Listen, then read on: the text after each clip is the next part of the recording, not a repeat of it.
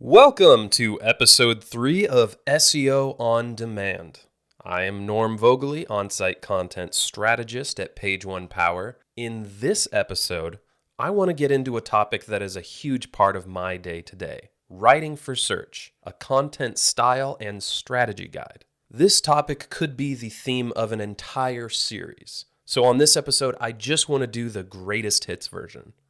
Whether you are completely new or consider yourself an expert, I want to cover the 5 most important things to know and keep in mind anytime you are writing content for search. I'll go through each of the rules in more detail throughout this episode, but I want to start by giving you the rules themselves. Rule number 1, always write for a real and specific audience. Rule number 2, get to the point as quickly as possible. Rule number 3, you aren't funny. Rule number 4, be unique, but be factual. And rule number 5, show your work and link to experts. That's it. Those are the 5 commandments of writing optimized content for search. They aren't terribly technical. They shouldn't be terribly surprising or unusual. But they are absolutely crucial and confoundingly easy to forget or fudge, no matter how practiced you are. So, aside from learning and remembering these 5 principles, the 6th rule might be use an editor or get an extra set of eyes on your content.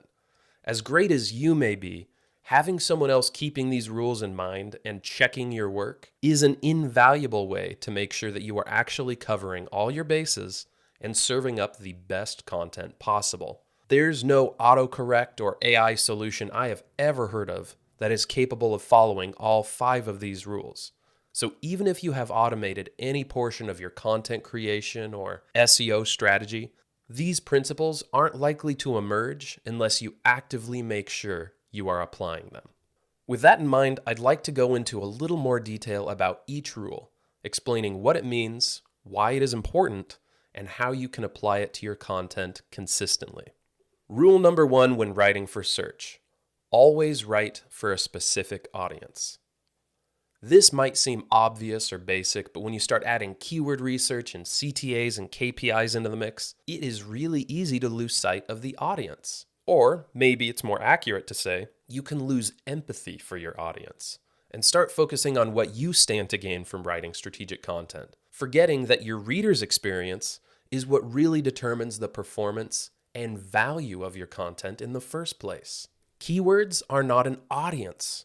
Most of the time, keywords alone aren't even the same as searcher intent. Searcher intent is defined by the needs, interests, goals, and concerns of an audience turning to search for help. Keywords are just one way these searchers try to put their intent into words or explain their needs to the search engine. So simply parroting high-volume keywords doesn't meaningfully help searchers. You have to consider context and the real experience of real people looking to search. What do the real people want from their search? What do they expect? What will end their search? And, by contrast, what might force them to rephrase and repeat their search to get better, more relevant resources? Using keywords doesn't guarantee your content satisfies searcher intent.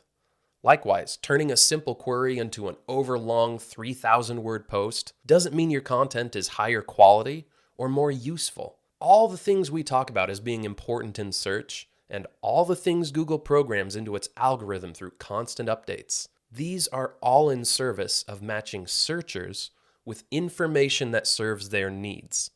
So before you start doing competitive research or keyword research or building outlines or any of the other steps you take to develop your content, you absolutely must consider who the real humans are that you're trying to reach.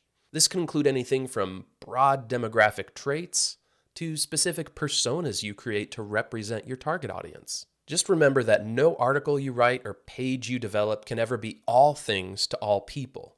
You need to narrow your focus and your goals and expectations to provide something to a more specific audience. One of Google's oldest guidelines, and the main one that they repeat and share ahead of and following every single algorithmic update, is make your content great. But what exactly makes content great? Google and every writer, speaker, or other thought leader in SEO has a lot to say about big and small ways to make your content better. But at the core of all of this is making your content for a specific, real-life audience of humans. Page experience and other technical optimization metrics all boil down to ease and convenience. Make your content easy and pleasant for humans to consume. Unlike Google or other search engines, crawlers, or AI assistants and tools, humans have emotions. Emotional experiences compel people to turn to search, and human searchers are likely to have some kind of emotional experience when they look at a SERP. Frustration if they can't find what they're looking for. Irritation if their results are crowded with pop-ups, conspicuous ads, and other distractions from what they actually want or need. Perhaps satisfaction if they find a helpful result, or even relief if they discover important information. One powerful way to leverage these emotional experiences in your content is to write with empathy. Can you see yourself in your audience? Can you see yourself in the story you are telling? Because whatever the nature of your content, a product page, an FAQ, a blog post, on some level, you are telling a story. If you can't see yourself in that story, chances are good that your readers won't either. I know we have a lot of feelings about using negative emotions in content, especially online, but the fact is that fear and danger is a story. You don't have to incite fear in readers. You might point out a danger and provide resources for mitigating it. You might explain away a common fear in a useful way. If there's something in your content that connects to a worry, something scary, a risk, a real or even perceived danger, then you have a way to connect to your audience emotionally and give them something they will appreciate finding in search. Compare and contrast are also powerful ways to make your content more relatable. Comparing new topics or ideas to something more common and familiar makes your content more accessible, coherent, even trustworthy. You can also add emotion here. Compare your topic to something scary, worrisome, or something reassuring and safe. Or both. Contrast expectations with reality, or contrast the past with the present to demonstrate change. Just as there's no story without emotion, there's also no story without change of some kind. If you think of the classic hero's journey or any other formula for storytelling, there's always a break in routine that leads to the heart of the story, be it horror, adventure, whatever. To write for a specific audience, you need to get in their heads, in their shoes. What emotions are they experiencing, and what are they hoping to experience? What is their routine, and what change are they expecting or fearing? What change do they want to make? These are all threads of empathy you can pull to make your content more relevant, useful, and personal to a real audience. Rule number 2, get to the point. Don't bury the lead. Don't bait and switch, offering a title tag or page title that promises good information, only to hide the most important info deep in the page, surrounded by ads, anecdotes, and other fillers and distractions. If you understand your audience and you understand searcher intent, then the first thing you should do on a page is begin satisfying that intent and serving that audience. If a keyword or phrase you are targeting is a question, especially if the title of your page is a question, then the opening sentence, or somewhere in the first paragraph, there should be an answer. It is common to want to set the stage with a general opener or some other gimmick for leading into your content, but when writing for search, that isn't necessary. Searchers had an experience that led them to perform a search in the first place. They don't need you to recap that experience or speculate about why they used a query with cliche intros like, if you're reading this, you're probably wondering ... Same thing with the trite, banal opening observations that authors use to demonstrate empathy, like an awkward parent turning a chair around to have some real talk with a moody teenager. If your opening paragraph uses some variation on, looking for blank today sure can be tough, or the first time you realize X, it can be overwhelming. You may not know what to do or where to turn for help. Thankfully, we're here, blah, blah, blah. This is a waste of your time and theirs. They know why they are searching, and they had a reason for clicking on your page in the SERP. Now is the time to deliver, not review, not backpedal, and not monologue like a cartoon villain. This is the reason I gave up all 5 rules at the beginning of the episode. You can always elaborate, add detail, and complicate an answer or a story, But if you know what your audience is looking for, then you can deliver it to them faster and earlier in your content. And you definitely should. Google, like your readers, is capable of skimming and parsing your content to find out if it is relevant or if it contains answers to a specific query. But unlike Google, your readers are not necessarily primed to do this quickly and efficiently, much less at a scale of billions of pages. So it makes for a better user experience and a faster assessment of whether you have the goods or not if you get to the point of your content as early and clearly as possible. If you've ever taken an improv class or even just watched an improv group at work, you might be familiar with the concept of saying, yes, and. The idea is that for the performance to flow and the improvisation to function for everyone, you have to be ready to build on each other's ideas, taking their contribution and carrying it forward. So if one character improvises a situation, the next character accepts the premise and advances it. Yes, and. Google search content can follow a similar principle. Sometimes the best answer to a query isn't a simple yes or no, even if that's how a question is phrased by the searcher. That doesn't mean you can't start your content with a direct, concise yes or no answer. You can yes and your opening paragraph to let readers see that you know what you're talking about, you have their answers, but you want to give them an accurate and helpful answer. For SEO purposes, you might think of this as the yes, but also principle. For instance, is eating at Subway healthier than eating at a fast food burger restaurant? Yes, it can be, but not in every situation or for every possible order.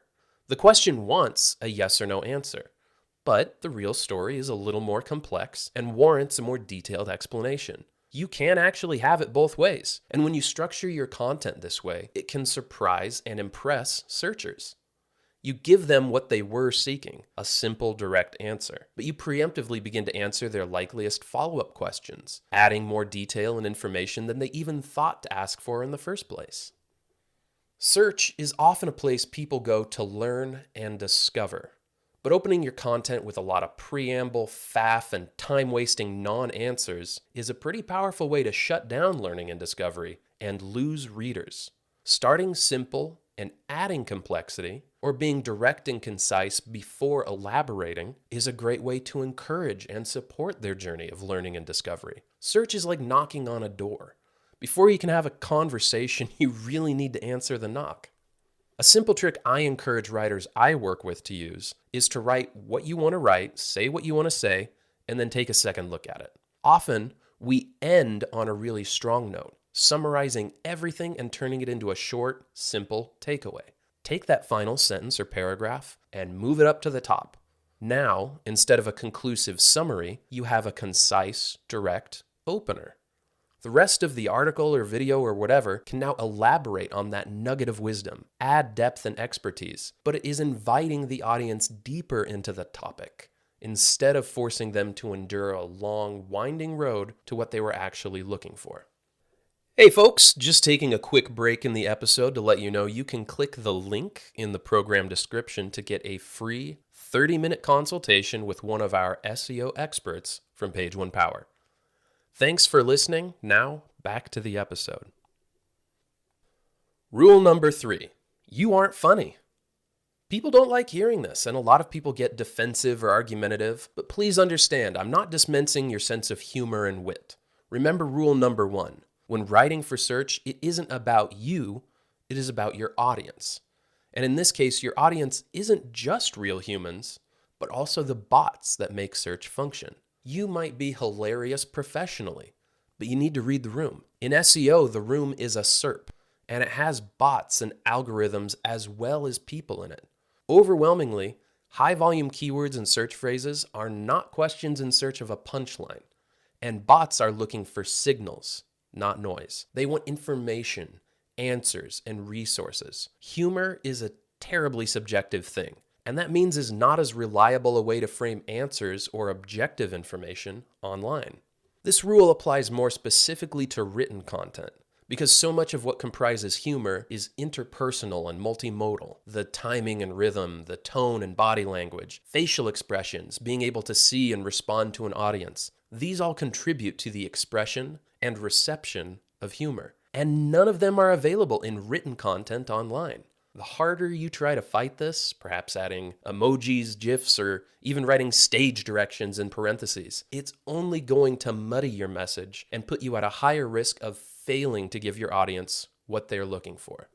If you're a writer at an agency or even an in-house writer representing a brand, the content you create isn't even a reflection of your own voice and sense of humor. The voice belongs to the website and the brand. That further muddies any attempt you make at being funny in SEO content.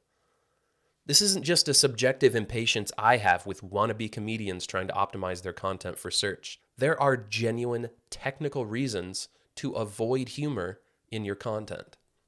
As a kid, you may have played some variation on the game, The Floor is Lava, wherein you maneuver through a space as best you can without your feet touching the ground directly. Well, when it comes to search, puns are lava. Think about it. Search engines and their algorithms are looking for keyword matches, contextual signals about meaning, and need all the help they can get to understand how humans are using words and what they mean. Puns can be easy to miss or misunderstand, even in face-to-face live communication. Online, they can be even more fraught, and for machine learning systems, they are deeply confusing. If a search engine can't follow or comprehend your content, it isn't likely to give you much visibility. Search engines can't trust what they don't understand, and puns are nigh incoherent. I also don't mean to conflate being funny with being light and accessible in your writing. Accessibility is important, and making content relatable and easy to read is absolutely a worthy goal for SEO. But this is why humor can be counterproductive. Being accessible and coherent means being clear, and humor, especially absent social cues and context, can be an impediment to clarity. Just as bots and algorithms struggle to make sense of puns or innuendo, even reasonable and intelligent people can fail to grasp your version of comedy. There's an anecdote I heard when I was in high school, and it's always stuck with me. As the story goes, some former class clown in the 1970s got into college and submitted an essay that reflected his unique brand of wit. When he got it back, the professor had written a note in red. Johnny Carson, who at that point would have been the beloved host of The Tonight Show, Johnny Carson has an entire team of professional comedians writing jokes for him, and he's only funny some of the time. You are not Johnny Carson. If that's too harsh or discouraging, then consider this other bit of wisdom. I can't remember where I first heard it. When people don't know how to react to something, they either laugh or they cry. When it comes to the content you create for search, do you really want to risk making your readers cry? Rule number 4, be unique, but be factual. When doing keyword research, it's normal to look for high-volume keywords and queries. The higher the average monthly search volume, the more people are turning to search to look for that particular information. Some topics will have many variants, which means different people are looking for the same information, but using different words or phrasing their questions a little differently. In these cases, a high-volume variant indicates that while people search a lot of different ways, this one is the most common. If you optimize your content for a higher volume keyword or its variant, you're more likely to end up ranking well in the SERPs for all the lower volume permutations as well, giving you greater cumulative visibility. But the problem with going after high volume keywords is that they are obvious targets. If you find something is commonly searched, it follows that others also found that keyword and are optimizing their content for it. For SEO purposes, that means it isn't enough just to be right about something. In addition to giving good, accurate, helpful information, you also have to package it all and present it in a unique way. If you aren't careful, this can create a tension between being unique, memorable, and standing out on the one hand, and being factual, correct, and credible on the other hand. One way to find an appropriate balance is by contrasting the content you create for search with content that belongs on social media. Social media is all about personality and individual expression. Search is a realm where people go to find facts and get answers.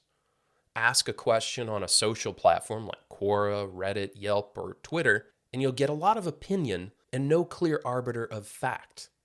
Ask a question on a search engine, people generally expect to get a factual answer. That isn't to say that people don't use search to find opinions. People love searching for reviews of everything from products to restaurants, movies and music to politicians on their ballot, and more. But these reviews still need to be grounded in fact. Google has even been zealous about releasing algorithmic updates specifically targeting reviews and favoring review content that provides evidence of firsthand experience, original commentary, as well as objective facts about whoever or whatever is being reviewed. The big takeaway for this is that opinions and reactions can be a great starting point for making your content unique, but emotions and opinions always need to be grounded in verifiable fact and backed up by fact-based analysis, primary sources, or demonstration of expert credentials in some way. If you're writing YMYL content on a medical topic, that means if the content isn't authored by a licensed physician, it should be reviewed and approved by one, and have that editorial review indicated prominently on the published page. Or, if you're going to assess the electability of a political figure, you should actually quote speeches they've made or indicate their voting record on a topic, rather than just labeling them in purely subjective terms. Uniqueness and originality can also come from presentation. I know personally, when I'm making a major purchasing decision, I like to read multiple reviews from diverse sources. So it would be a huge help if, instead of having to do a search and click through the entire SERP and read every single review page, I could read one summary piece that collects and explains the conclusions of all the disparate reviews in a concise, easy-to-read format. This kind of compilation content is invaluable in many different keyword spaces, and it is decidedly user-friendly and search optimized. The same principle applies to adding expert insights to a topic, even if you aren't personally an expert on the subject. Quoting recognized authorities, industry insiders, and other expert entities can be a great way to blend fact and feeling in a useful way, and make a unique presentation of a topic other people have covered. On social media, simply being aware of something is often enough reason to start posting, commenting, and reacting on the subject. That's essentially how something goes viral. People hear, see, or read about something and add their voice to the choir. In search, awareness isn't enough to rank, and throwing your 2 cents into the mix isn't enough to make your content stand out, to search engines or to searchers. Observations, opinions, and feelings may be a great starting point, but you need a unique package of facts, analysis, insight, and data to make your content worthy of ranking in search and worth clicking on. Rule number 5, show your work and link to experts. This one is somewhat related to rule number 4, since both kind of mention expertise, but this goes further than that. Too many people, be they writers, editors, site owners, or even C-suite executives, are paranoid about links. I encounter this irrational fear of external linking all the time, as if by linking to something not on your own website, you risk losing traffic, customers, and dollars to other sites. So I want to be clear here. External links, links from your content and your website to others, are valuable, necessary, and have a net benefit to your site and your SEO strategy. Think about how a stereotypically smart person might quote Shakespeare, Plato, or Einstein. Think about how advertisements often incorporate testimonials, reviews, and other resources to say, but don't take my word for it, and stand on the confidence or expertise of others. External links serve a similar function in your web content. Yes, your brand equity, authorship, keyword usage, and other technical features all matter for ranking and search, but being willing to share the credit and avail yourself of other recognized, credible experts also makes you look more credible and expert by association.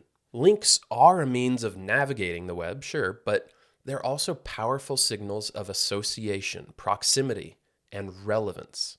You want your site to be associated with experts. You probably don't want to pass signals of authority and trust to your direct competitors, but outside that, linking to other websites is a good thing when executed properly. Citations in your content are a signal of trust and editorial approval. So, don't link to anyone or anything you don't trust or don't want to be associated with. Likewise, relevance isn't just a matter of keyword signals or authority. You should only add links when they make sense and add meaning to your own original content, Don't spam a page with quotes, facts, tables, and other information taken from other sites. Instead, use expert quotes and proprietary data or resources to supplement your original content. If I observe that it's been an especially rainy spring, it makes sense to reference and link to the National Weather Service to describe the exact levels of precipitation I'm observing. If I assert something is popular opinion, it's a relevant place for me to link to and summarize a poll that demonstrates that opinion quantitatively. But if you can put something in your own words, or you have a byline and authorial expertise on your own, you don't need to stand on the shoulders of others all the time. Like rule number 4 says, be original, but be factual. Don't quote something if you can summarize it in simpler language. Don't employ quotes just to restate something you've already expressed in your own words. External links can add authority to what you're saying, so make sure you use them selectively when they do actually add substance and not just word count. The other part of this rule is show your work, which, when you aren't just linking to experts or external sources, means you need to show some logic behind what you say. If you're writing an opinion piece, what is that opinion based on? If you're writing a review, what are the criteria you're applying to whatever you're reviewing? This also goes back to rule number 1, know your audience. If you're trying to inject emotion into your content, where is that emotion coming from? What makes something scary? If you're reassuring readers not to be afraid, what's that reassurance based on? How do you know they don't need to worry? Whether you're drawing from personal experience and expertise or calling upon the voices, work, and resources of others, you need to show your work. Give credit when it is due and link to the sources you use for hard data and research or direct quotes and commentary. You are not weakening your credibility or your EAT when you use others' resources and link to them. To the contrary, you are bolstering your EAT signals. If you try to build a moat around your site, neither acknowledging nor linking to other sites, it doesn't help you look more expert, authoritative, or trustworthy. It doesn't help your technical optimization, and it doesn't serve your audience. The web is a place of connection. Embrace it, but choose your connections with care. That's it. Those are my 5 rules for writing content for search. One more time. 1, write for a specific audience. 2, get to the point. 3, you aren't funny. 4, be factual and unique. And 5, show your work. If you can abide by these 5 rules, you can create content that is built for search. You can bolster your work by learning more about different tools, keyword research, and more, but all that technical and esoteric stuff often gets in the way of what search is really about: giving humans the information they are looking for online. Thanks for listening. If you enjoyed this episode or would like more content like it, please consider subscribing or visit us at pageonepower.com.